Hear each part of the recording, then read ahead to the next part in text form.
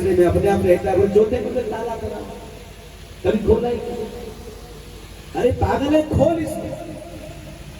और जैसे ही खोला, ताला तोड़ा गया, खोला गया, और पिछले कमरे के अंदर में जो रत्न, जो हीरे मोती भरे पड़े थे, जो जवाहरात भरे थे, बेहोश होकर के जमीन पर गिर पड़ा और कहा कि बताओ, मैं तो रोता रहा जिंदगी भर, मैं शोक करता रहा कि मेरे पास कुछ नहीं, कुछ नहीं, कुछ नहीं, और पता चला कि भीतर का कमरा इतना भरा पड़ा, कितना अज्ञान में था मैं।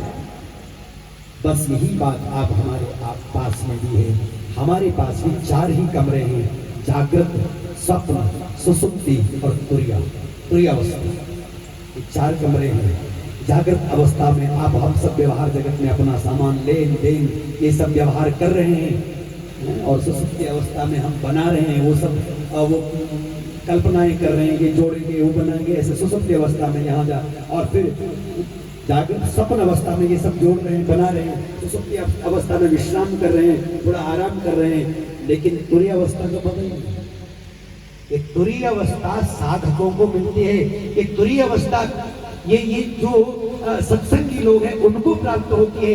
भीतर की अवस्था है जो आत्मज्ञान की अवस्था है, जो स्वयं के स्वरूप के बोध की अवस्था है, और वो तुम्हें तब मिलेगी जब तुम निरंतर सत्संग करते रहोगे, आते रहोगे, तो तुम्हारा वो चौथा द्वार भी खुल जाएगा, और सब संपत्ति, वैभव, सुख तुम्हें हमें मांग मिल जाएगी, तो बाहर भटकने और चिंता ही करो। हम बाहर सुख ढूंढ रहे हैं, लेकिन बाहर सुख है ही। तेरा साईं है खटमाई, बाहर नैना तेरा साईं है, वो तो भीतर है, लेकिन वो जागृत से मिलता है, न स्वप्नावस्था से मिलता है, न सुसुप्ति से मिलता है, वो तो तुरीय अवस्था में मिलता है। तेरा साईं है खटमाई,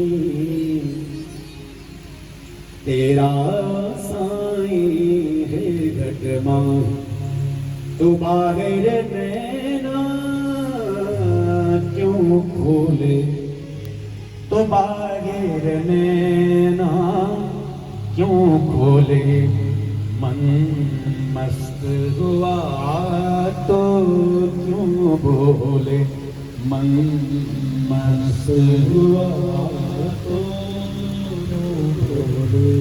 मन मस्त हुआ तो क्यों बोले, मस्त हुआ तो क्यों बोले, क्यों बोले और क्या बोले, क्यों बोले और क्या बोले, मन मस्त हुआ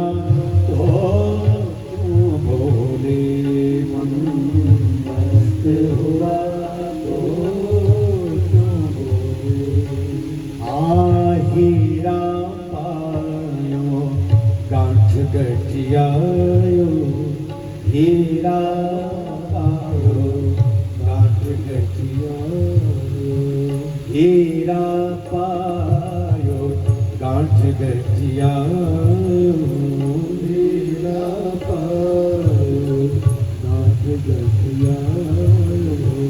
बार बार दो बार को क्यों खोले, बार